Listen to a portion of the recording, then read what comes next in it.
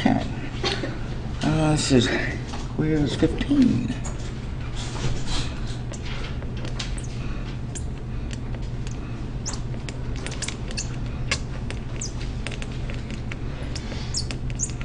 Okay, and it's a little more stoichiometry in here than I gave you on the last one. But number one, I ask you which of the following reactions are exothermic.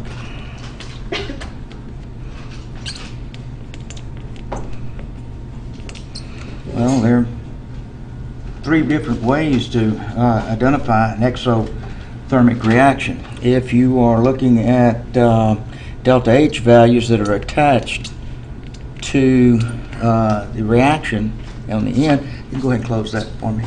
Thank you. It would be less than 0 or negative. And that would be one way to tell. Another way is look at the temperature versus time graph of a modern solution phase reaction as an example.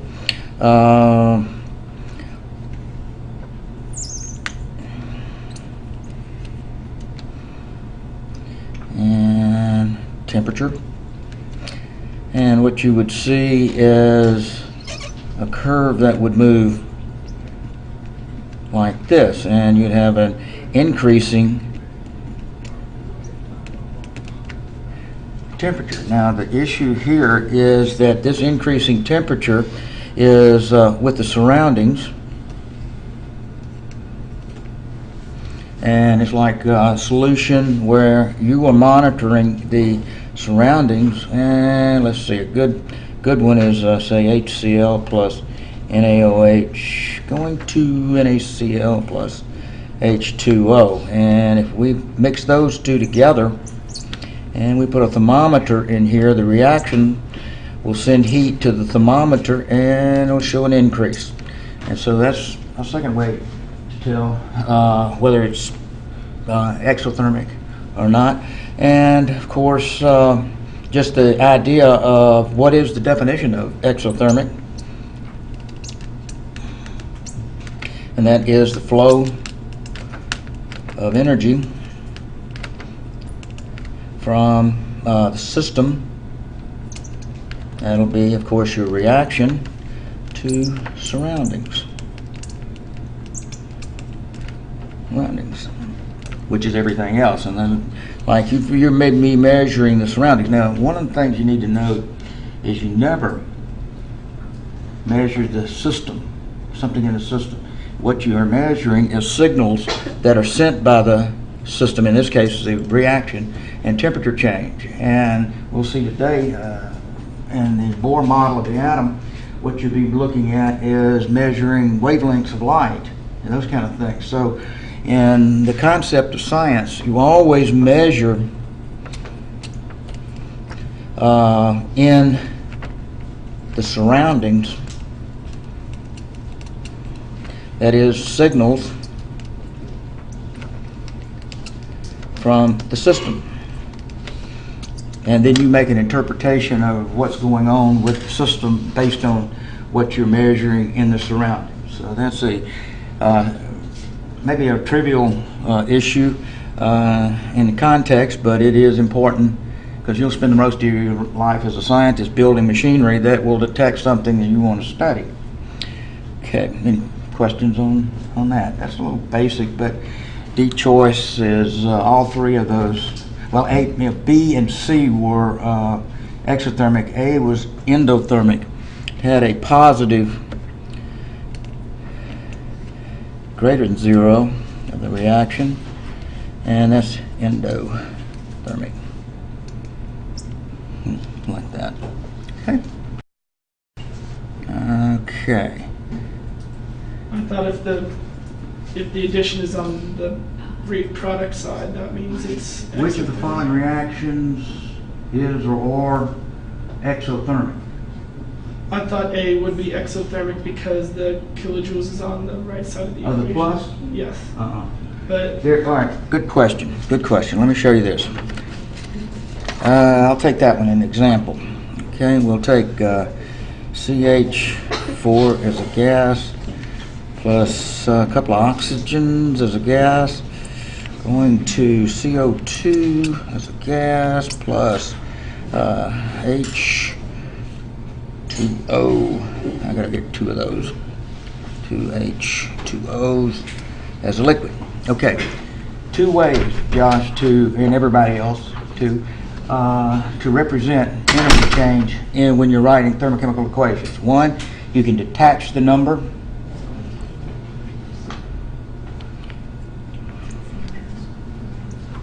In this case, it was 802 kilojoules. And that's right, I put it on the wrong side of the equation, didn't I? All three of them. Okay, I'll buy that. That's my fault. I was looking at the plus on there as an end of the gain of energy, and that's not right. Once it's incorporated, CO2, so that would be E choice. I'm sorry for number one. Thank you, Josh. I'll try to improve. And if we put 802 kilojoules out here, then that on the right side, you're right, is an endothermic reaction. Okay, I stand corrected. Okay, anybody else? Okay, well, I'll make that correction easy enough. No excuses. All right, consider the reaction. Okay, this is a Hess law thing here for number 2. Now, what I'm going to do is show you how to set these up. When you have the exam, write out the equation. Kind of spread it out a little bit. Okay, CO2 as a gas, and then we have 2 SO2 as a gas like that. So you lay out the equation as shown, and over here you put delta H formation, your heat's formation, and then you go along and list them one at a time under this. This one is showing 90 kilojoules for CS2. That's plus, yeah, 90 kilojoules per mole. And so you want to multiply that one by 1 mole, and of course that will give you 90 kilojoules plus right there. Oh, sorry. Yeah, push that 2 for me, would you, sir? All right, and this is a basic element of standard state, so it's going to be 0 anyway. Okay, we got 1 mole of CO2, and it is a minus 390 kilojoules per mole. And so that's a minus 390 kilojoules, so right there. And then we have the SO2, we got 2 moles of that one, and that is a minus 390. Let's see, no, that was CO2. 290 kilojoules per mole. So that would be 580 kilojoules net. Okay, so you get these set up. Everybody okay with me? Any questions so far? All I'm doing is just putting the numbers in here. Then identify the products and reactants. And what you want to do is add these together algebraically. So this one is 0, 17, 5, 6, 7, 8, 9, 970 kilojoules exothermic for the products. Okay, then over here, well, of course, 90 plus 0 is a plus 90 kilojoules for the reactants. Okay, so Hess's law, standard state, because all the numbers we're pulling from a standard state table, is sum of N dot delta H formation of the products minus sum N dot delta H formation of the reactants. And so we've got a minus 970 kilojoules minus plus 90 kilojoules, and that will translate, and let's see, 0, let's see, I got to subtract out 90, so I'd say minus 970 and plus 90 gives you 0, 9, and 817, so 880 exothermic, so minus 880 kilojoules.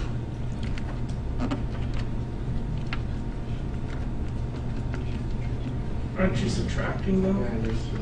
Well, you've got a 90 and you add back 80, minus times a minus, plus times a minus is a minus when I didn't add them together. I'm just having a hard Monday, I guess, trying to get started. Let's try that again. 970, 90, 0, 97, 16. Okay. 1060 exothermic. So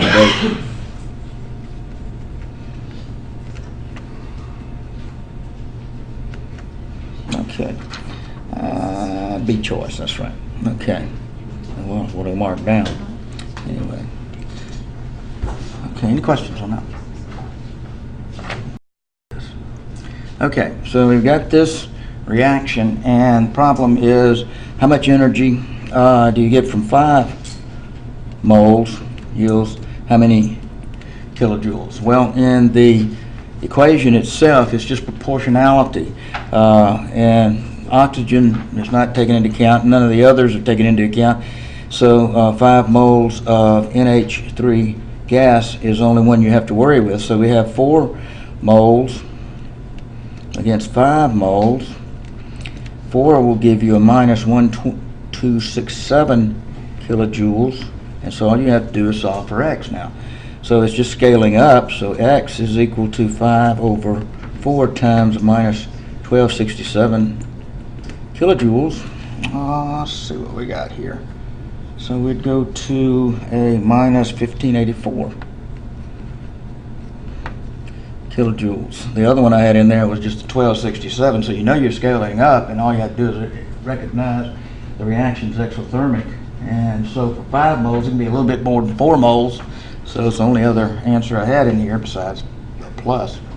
So 1584. That is B choice. Are we okay? Now this is not a difficult issue, but one of the things in the last problem and in this one, and I made the same mistake up here, be careful with your signage and be sure you keep up with the signs.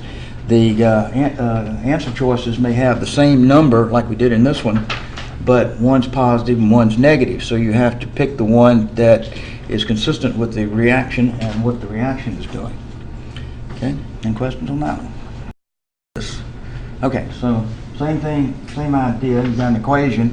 The equation is standard, so all the relationships in the equation apply to the number. And since this is on the product side, is exothermic.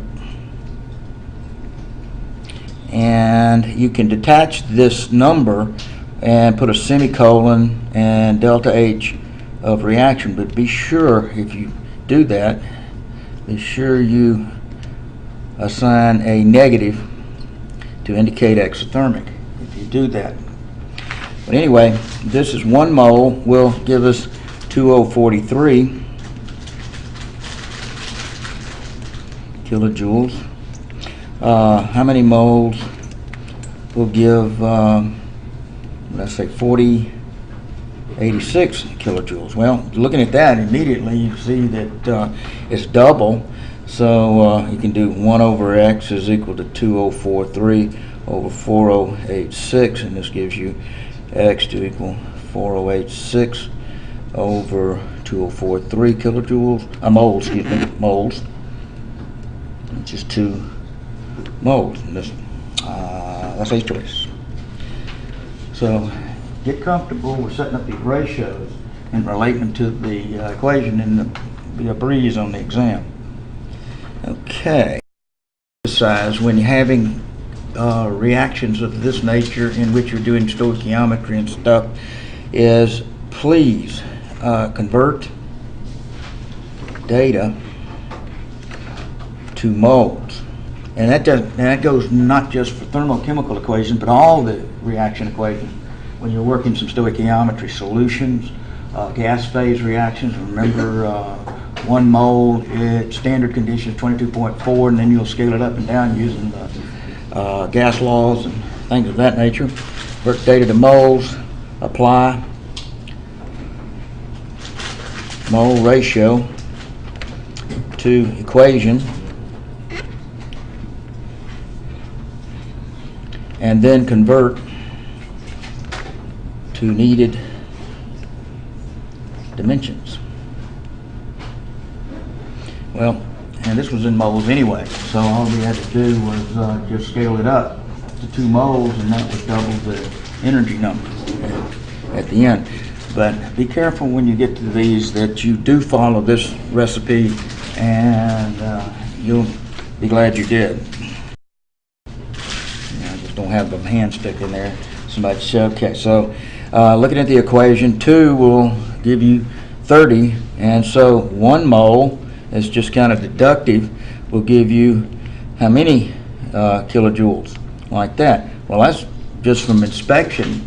You divide it in half, so 1 mole will certainly give you a minus 15 kilojoules. So that looks like a choice. Now, be ready for problems which would say 38.5 grams of formic acid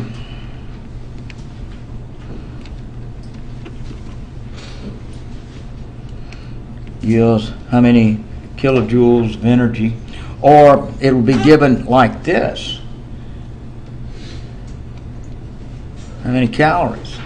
And so you'd have to not only convert this to moles, divide by formula weight of the formic acid. That's 32, 42, 43, 44, 45, 46 grams per mole right here. And so the moles of formic acid would be 38.5 divided by 46 mole of formic acid. And so that would be give you so many kilojoules, and then you'd multiply that times, well, in kilojoules you have 1 kilojoule, 10 to the 3rd calories, joules, sorry, joules, then times joules to kilojoules, and so that'd be 10 to the 3rd joules, kilojoules. Well, that's going to cancel, and so kilojoules, calories. I'm not quite there yet. What am I doing? Who knows? Okay, 4.184 joules, 1 calorie. Okay, and then once you get this out of the equation, well, let's see what it'll do. 38.5 divided by 46. So I got 0.837 mole of the HCHO2 will give you how many kilojoules? And so the 2 will give you 30 kilojoules. 0.837 will give you X, and so 2X equals, sorry, 30 times 0.837 kilojoules. I'm giving you a different approach. And let's see, divided by 2.